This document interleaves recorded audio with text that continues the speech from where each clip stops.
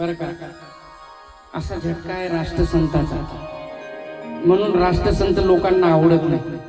एका इंजेक्शन मध्ये सगळी बिमारी दुरुस्त.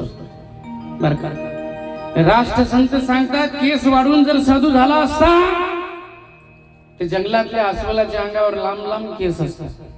मग तर सगळ्यात मोठा महात्मा म्हटलं पाहिजे त्याला.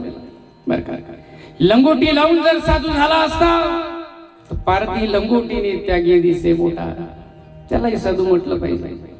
बरं का, भस्म लावून जर साधू झाला असता तर गाढवाच्या अंगा काय भस्माचा तोटा, सकाळी उठल्यापासून राखोंड्यातच लोळते ते गाढव, त्यालाही साधूच म्हटलं पाहिजे. भगवे वस्त्र धारण करून जर साधू झाला असता तर कुत्र्याचा रंगही भगवाचा आहे मग.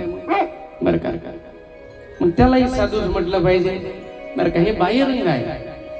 वेशावरून साधू होत नसतो, त्याचं अंतःकरण साधूच असलं पाहिजे, त्याची वृत्ती साधुत्वाची असली पाहिजे. म्हणून बाह्यरंगाला बोलायचं नाही आहे. बरं का, साधूपणाचा आव्हानणारे बरेच मिळतील तुम्हाला. आपल्याला सवय झाली बरं का, थोडासा दिसायला बरा दिसला, कपडे बिपडे जरा दिसले त्याचे, आणि थोडासा गोड बोलला, फारच चांगला महाराज आहे म्हणते. बरं का, फारच चांगला आहे म्हणजे साधूच आहे म्हणते, संतच आहे. तसं काही नाही बरं का. मुखम पद्मदलाकारं वाणीं चंद्र शीतल, चेहऱ्यावरून तर कुणी साधू दिसते. बरं का, हे तर आम्ही तुम्हाला असं बसून ठेवतो 4 तास दिवसाला इथं आमच्या पुढे. हे तर आमची कला असते, बोलण्याची पद्धती आहे, ते कला आहे.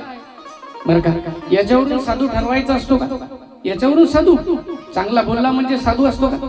नाही, बोलल्यानं साधू होत नाही. बरं का, त्याचं अंतःकरण साधूच असतं, त्याची वृत्ती साधूची असली पाहिजे, त्याच्या अंतःकरणातल्या समाजाचं हित व्हावं अशी त्याची इच्छा असली पाहिजे, या जगाचं हित व्हावं अशी त्याची इच्छा असली पाहिजे. त्याचं अंतःकरण त्या पद्धतीचं जर असेल तर तो साधू.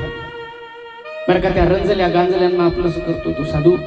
फक्त खिशे भरणारा, बंगले बांधणारा, बायको लेकरं जगवणारा, एवढाच असतो साधू.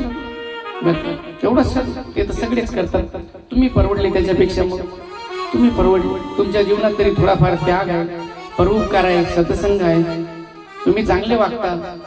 बरं का, पण फार बिकट परिस्थिती निर्माण झाली, सगळं भरणच चालू आहे, भरणच चालू आहे, भरणच चालू आहे, आम्हाला साधू म्हणा म्हणते. बरं का, आणि आपणही चाललो अशा आंडू पांडूच्या मागे, गिल्ली दांडू. बरं का, अशा मागे नाही जायचं आहे. खरा साधू ओळखता आला पाहिजे, ओळखता आला पाहिजे, त्याची वृत्ती साधुत्वाची असली पाहिजे. मग कोण साधू?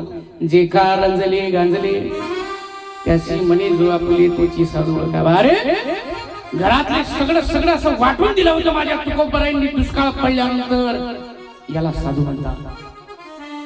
बरं का, काही वर्ष मधात गेली, पुन्हा दुसरा दुष्काळ पडला, लोकांनी सगळं घरात घुसून नेलं तरी प्रतिकार नाही केला, घरात अन्नाचा कण राहिला नाही, बायको अन्न करून मेली, याला साधू म्हणतात, याला साधू म्हणतात. बरं का, असं सगळ्यांना आपलंच म्हणतो, सगळ्यांची काळजी घेतो, सगळ्यांवर प्रेम करतो, दुसऱ्याच्या दुःखात सामील होतो, संकटात धावून जातो, परोपकार करतो, त्याला साधू म्हणतात. साधू ज्ञानोबा तुकोबनाथ महाराज, नामदेव महाराज, साधू गाडगे महाराज, तुकडोजी महाराज आहेत.